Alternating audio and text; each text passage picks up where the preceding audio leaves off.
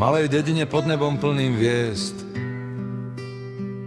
vyrástli dve deti, každé na svojej strane mosta. Ani netušili, že raz budú jeden druhému domovom, že raz ich mená budú znieť spolu, tak prirodzene ako ráno a večer. Ty, Ľudka, a ty, Ferko, 3 roky ste kráčali za hudbou, do Terne, do Babíňo potoka, cez role, cez blato, cez mladé sny, gumáky na nohách, sviatočné topánky v rukách a pred sebou celý život. Potom prišiel august, malý kostolík v Ratvaji, 19-ročná nevesta, 21-ročný ženích a jedno áno, ktoré trvá dodnes. Nie 40 dní, nie 40 mesiacov, 40 rokov,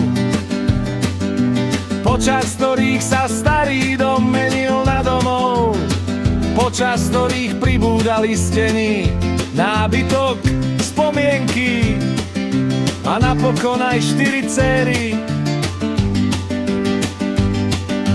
Rokov, počas ktorých sa ráno vstávalo skoro, pracovalo dlho a oddychovalo málo, veď sobota u vás nikdy nebola na leňošenie.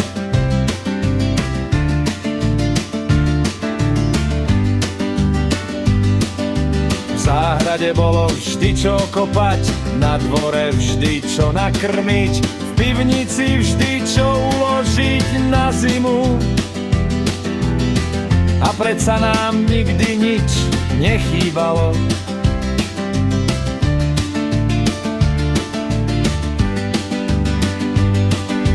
Na stole boli raňajky, na sporáku teplý obed, v altánku voňala živánska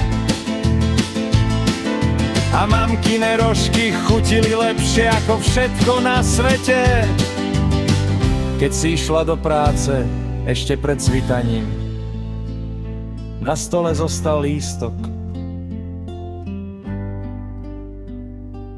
pár vied napísaných rukou, čo máme jesť, čo máme urobiť, na čo nezabudnúť. A hoci si bola v práci, bola si stále doma s nami. A ocino, ten nepotreboval veľa slov, stačil pohľad a všetci sme vedeli. No pod tým prísnym pohľadom bolo srdce, ktoré celé roky držalo rodinu pokope. Srdce muža, ktorému už za mlada hovorili starí a ktorý dodnes nezabudne na kvety. Na narodeniny, na meniny, na emderže, na hociaký deň, keď chcel povedať: mám ťa rád, nie veľkými rečami, kyticou. Tak ako celý život pamätáme si MBčku, pamätáme si novú Fabiu, na ktorú bola pyšná celá rodina. Pamätáme si Domášu, Šíravu, Chorvátsko, Levoču. Aj nedeľné otázky, kam pôjdeme dnes? A odpoveď, ktorú poznáme všetci: do posteloviec. Vtedy sme hundrali. Dnes sa na tom smejeme najhlasnejšie. Dnes už sedíte pri stole sami, dcéry vyrástli, dom stíchol, ale len trochu.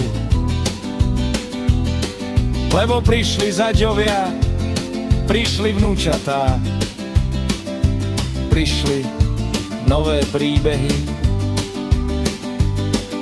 A vy dvaja ste zostali rovnakí. Ranná popradská káva, nedeľná omša, spoločný obed, krátky šlofík na gauči a ruky, ktoré sa už 40 rokov nepustili. Dnes chodíte po miestach, o ktorých sa vám kedysi ani nesnívalo. Vraciate sa do Medžugoria, nesiete svoje poďakovania, svoje prosby, svoju vieru, tak ako ste ju niesli celý život. A my dnes chceme povedať len jedno: ďakujeme za domov, za vieru, za prácu, ktorú nikto nevidel.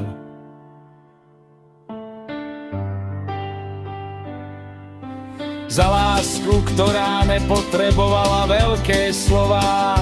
Za to, že keď sa povie manželstvo, predstavíme si vás. A za to, že aj po 40 rokoch ste stále ľudská Ferko. Dievča spoza mosta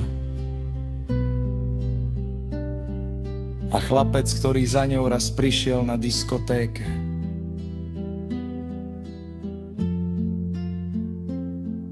A už nikdy neodišiel.